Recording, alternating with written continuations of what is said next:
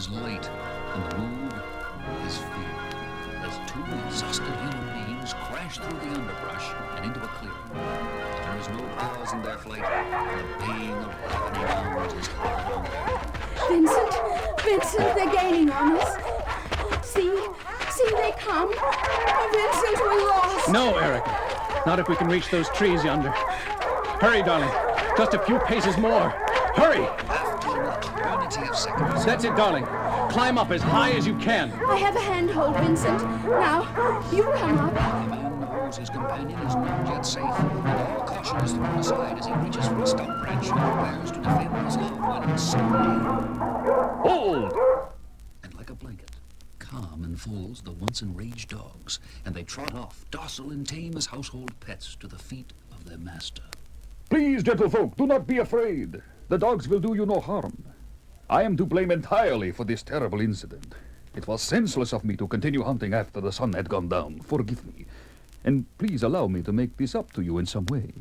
The stranger's voice is openly friendly, but not till Erica is safely on the ground does the man Vincent reply. You are a gentleman, sir. But you may wish you had not so quickly called off your dogs when you learn who I am. Then please tell me. I can stand the suspense no longer. My name is Vincent. I am the nephew, the very proud nephew of Baron von Frankenstein. This is my fiancée, Erica. In that case, you are the new Baron von Frankenstein, now that your uncle is dead, which entitles you to the simple hospitality of my home for as long as you may desire it. Please accompany me. You must. If you insist. You are very kind, and we are exhausted. With his fiancée safely mounted on the horse of their new friend, the tension of the previous few days falls away, and soon the party comes in sight of a magnificent castle. My home, young Baron von Frankenstein, and yours, for as long as you would like to stay. You are too kind, sir. I fear you may not know of the events surrounding my uncle's death. I feel honor-bound to tell you of them before we cross the threshold of your home. I know the events, Baron. His experiments, the monster he created, the destruction the monster caused, and finally the enraged villagers who caused the death of your uncle. But you are merely his nephew. Aye, merely. But a Frankenstein, nevertheless. And tainted. The villagers were not satisfied to murder my uncle. They came to my home at the dinner hour. They howled in rage as they burned my home to the ground. And in greater rage as Erica and I escaped in the confusion. We have been pursued, hounded from that moment. Ah, here we are. My home, Herr Baron. It's beautiful. I'm glad you are pleased, mademoiselle. This ordeal must have been terrifying for you. You must think a great deal of our young Baron. I love him, sir. And if needs be, I will die beside him. If we can just keep them from finding our... Oh, Vincent. What Erica is most worried about is that if it is discovered that I actually assisted my uncle at times and know all the secrets which supposedly died with him, our pursuers will double in number and surely destroy us. Please, Baron. Enough of this depressing talk. You shall both bathe. And after a comfortable dinner, we shall sip wine before my great fireplace, and all this will seem as though it happened in another world. Soon the new Baron Frankenstein calmly bathes, a calm which is broken by... Erica! Quickly, Vincent pulls on his pants and runs from the room. Erica! Erica, where are you? Erica! You need go no further, Baron. What you seek is through this door. Erica, is she in there? I thought I heard her scream. Was it Erica? His newfound friend stands in mute silence. Finally, Vincent brushes roughly past him and into the indicated room. What is this? It seems... Like a blast of cold air, the full impact of the room strikes Vincent Frankenstein. The room, except for minor differences, is the duplicate of his uncle's laboratory. The room in which his uncle created what became known as Frankenstein's monster. Explain this. No. First tell me where Erica is. Calm down, my good Baron. This laboratory represents my failure at the same experiment your uncle succeeded at. The same experiments you will succeed at if you ever expect to see your beloved again, alive. In a blind rage, Vincent rushes past his betrayer. Look for her if you will, fool! This castle has hundreds of rooms, dozens of tunnels, and miles of labyrinthian dungeons and torture chambers. She would starve before you could find her. That is, if I put her in an obvious place, and not behind some secret panel somewhere. No, Baron Frankenstein, you will not search for your missing Erica. You will build me a man, a slave to my will, and will start now, or your beloved Erica will never see the light of a new day. All right. I'll do it.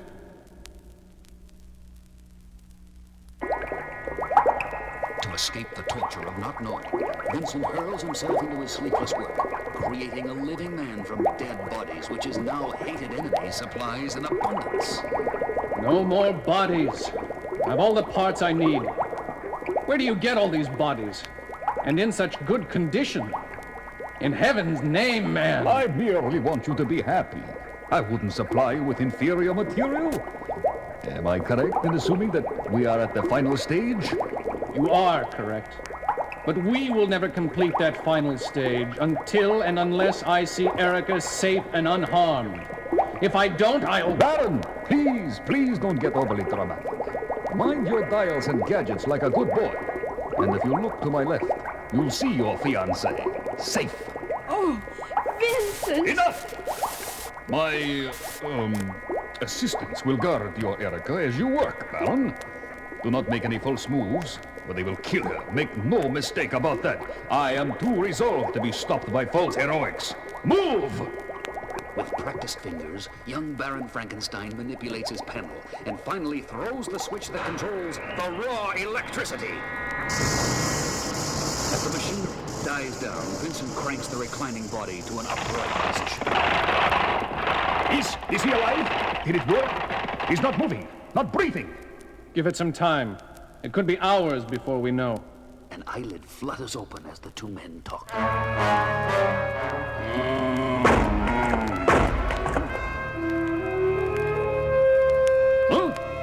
Good Lord. He's alive and enraged. His brain inflamed, the patchwork creature stumbles forward as his creator tries to restrain him. Stop! Sit down! Stop! Stop him, guards! Stop him, or it will mean your deaths! The two robed guards release Erica and lurch toward the raging creature. Subdue him, Cretans, before he reaches the door! But brute force cannot stop this monster. He smashes one guard and hurls the other with all his strength into the wall. And now he pauses. No one bars his path but the frail and beautiful Erica. Slowly he raises his eyes to hers and again moves forward. No! Stay away from her! Who can know the thoughts this monster has as he approaches? And now lifts the girl from the cold stone and over his head. No! Who can say if he thinks at all as he steps to the window ledge and hurls the girl to her death? And walks away from this now silent room, leaving a man whose mind reels and heart shrivels in his chest. Erica! Erica! She's dead. No, she's moving, I think. Oh, help her, she's alive, but broken. She looks so helpless. Count, this is your doing. Help her, please. I'll do anything to repay you, please. I beg of you. Without a word, the evil host steps up to the window, raises his face to the moon, and parts his lips.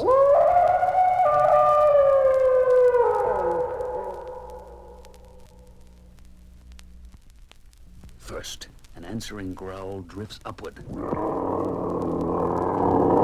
Then a shadow breaks free from the darkness of the forest and trots quickly to the side of the moaning Erica. As it becomes more distinct to Vincent's unbelieving eyes, his worst dreams become reality. It has the form of a wolf, but its gray color, its bearing, implies a more fearsome presence. The presence of a werewolf. It's attacking her, and she's helpless. No! No! Good Lord! In his hysterical state, Vincent hardly feels the hand which steals behind his neck and clenches. There is a brief shock as he slips nerveless to the floor, and blackness enfolds him. back on the ground, Erica has survived the attack of the werewolf, and though unconscious, her breathing is regular. There she is. She seems so still. Don't worry, she's alive. Talk, Bela. Gather her up and bring her along. Yes, Grandmother. All right. We've got her. She's very beautiful, Grandmother. Yes, now. Hours later, Erica slowly regains consciousness. Come, come, child, wake up. You have slept long enough. There is much to do. Wake up. Oh, where am I? How did I get here? Oh, I've had such nightmares. What is happening to me? You are in a gypsy camp, and I am Maliva, Queen of the Gypsies. And you are here to serve and make your place till the end of your days. What? What are you saying? Oh, Vincent! Vincent, where are you? I need you. This is insane. Please, tell me this is all a dream. Girl, silence! This is no dream, nor will it end. You will stay here and you will work, or you will be beaten till you beg for mercy. Now go and begin your chores, or so help me, the beatings will begin right now. Move along. All through the morning and hot afternoon, Erica toils into the cruel discipline of Bela, Maliva's grandson, as Maliva herself watches with a baleful. That's it. That's it. Make her work for her keep.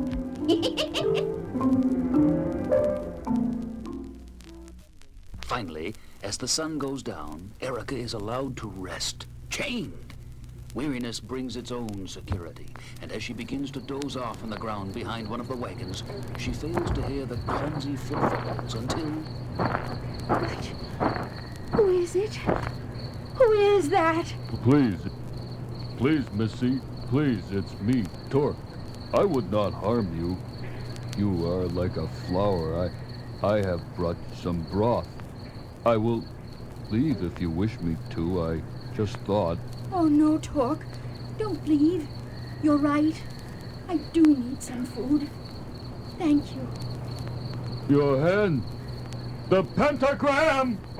Dropping the broth, Torque spins and rushes away from the helpless female, naked fear etched upon his face. Torque, what is it? Why do you run? The pentagram! The pentagram! And the moon is full tonight!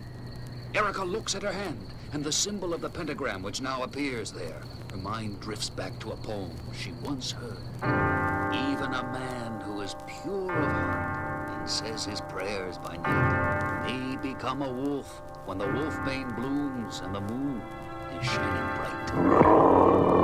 Some say Bela is insane, and the menacing whip he carries adds to this theory. Why would he beat a chained and helpless prisoner? Why does he wait till the night to accomplish his loathsome ends? As he steps into the shadows, he hears a sound which tells him that never again need these questions be asked. The sound of the werewolf. No, stay away! Bela turns to run. Ah! His intended victim, Erica, strikes him down with one deadly blow. No more a frail human woman. In her stead, a full-grown, enraged werewolf.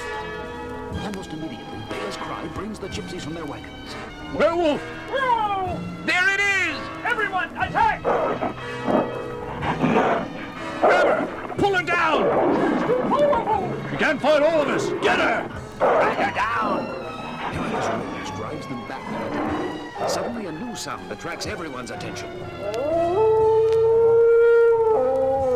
It's...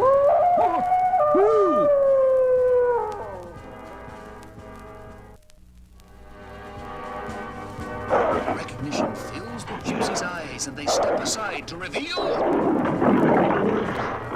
a second werewolf. A powerful gray werewolf now rumbles its challenge to Erica. The gray wolf attacks with the speed of thought, and soon the two half-human canines are locked in mortal combat.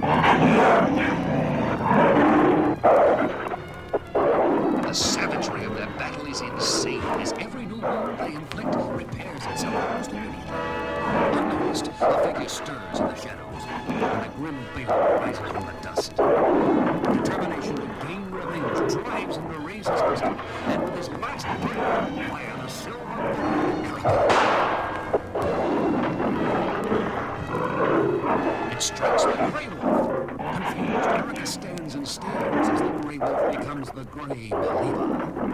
More guns and more silver bullets come into the hands of the gypsies. Erica flees into the woods. Somewhere in her animal mind, she realizes that these gypsies have battled werewolves before. So she runs.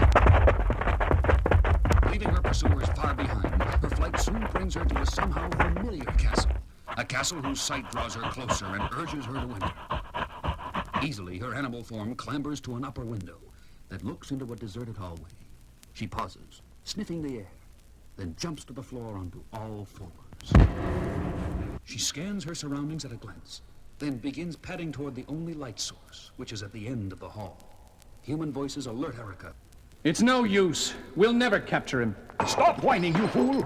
The monster's had a full day to calm down. Help me restrain him, or you will spend yet another day in my dungeon, Baron Frankenstein. That voice pounds in her ears. That hated voice must be stilled forever.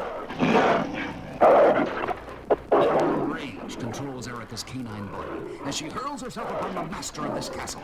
But Erica is thrown from him as though she were a puppet. You dare! You dare lay your paws on me! On me! Low beast, you'll die for this! Die at the hands of the Prince of Darkness! For I am Dracula! Oh, my lord, what have I done? You, Baron Frankenstein, have done nothing but obey my will and do my bidding as I compelled you to do. The monster stands quietly and listens also. Do you know why you created this monster? This slave for me? Did you for 1 minute question what I would do with this creature? For this reason, Frankenstein, I am helpless in the daytime, like a sleeping babe. I need a strong, mindless slave to protect my sleep, so that I might wake at night and prowl for the blood that sustains me. The blood of innocent victims to quench my undying thirst. As though awakened from a long sleep, the monster's lip curls and he reaches out to grasp the throat of Dracula. Lifting the vampire into the air, he effortlessly dashes into the ground. Horror stretches the eyes of Vincent Frankenstein as the vampire, unhurt, rises, revealing an evil grin, and attacks the man-made monster. And this man-thing was hands clamped once again on the throat of Dracula. Silently, each squeeze probed past neck muscles, seeking windpipe, spine, arteries. He's swimming! But Posse must get away! Panic seizes Dracula, and he begins to transform himself into a giant bat. Let go! Let go! I'm free!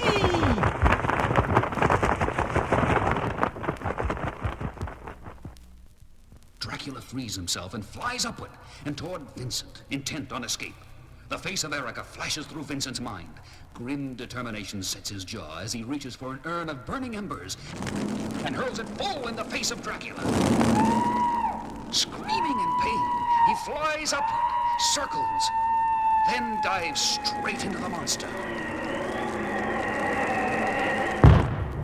Tumbling into the labyrinth, the two figures smash into chemicals and equipment, which ignite into a blazing inferno. Fire! Tremendous heat! I'll be burned alive. Maybe it would be just as well. Without Erica, I might as well be dead. No, I can't lose hope. She might still be alive. But as Vincent turns to leave, The werewolf blocking my path. It's confused by the fire.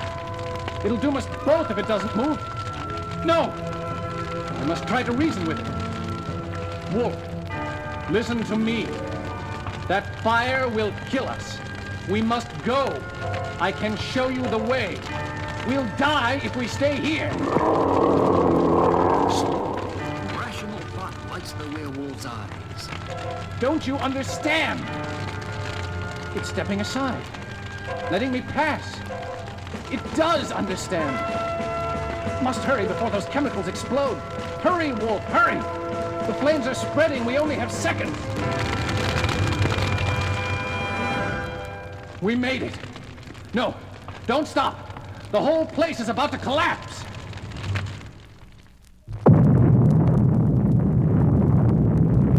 There she goes. Like a thing of beauty, the castle mushrooms upward and then collapses in upon itself. 'Tis done. And now, Wolf, what of the two of us? Will you try to devour What? Something's happening. You're changing, transforming, becoming familiar. Oh, Lord. Erica! Erica, my darling! How can this be? No. No, 'tis enough. You are here. Here, put on my cloak. Oh, Vincent, it was horrible. Horrible! I can hardly bring myself to think of it. Don't think about it for a while. Just think that we are safe and alive, and that the sun is rising on a new day. Our day. But this thing that will... You mean your werewolfism? My love, do not fear it. I know a man, a doctor, who has cured this condition. We shall find him, and we shall defeat this thing together. We have come through a night of unending terror, and it has come to an end.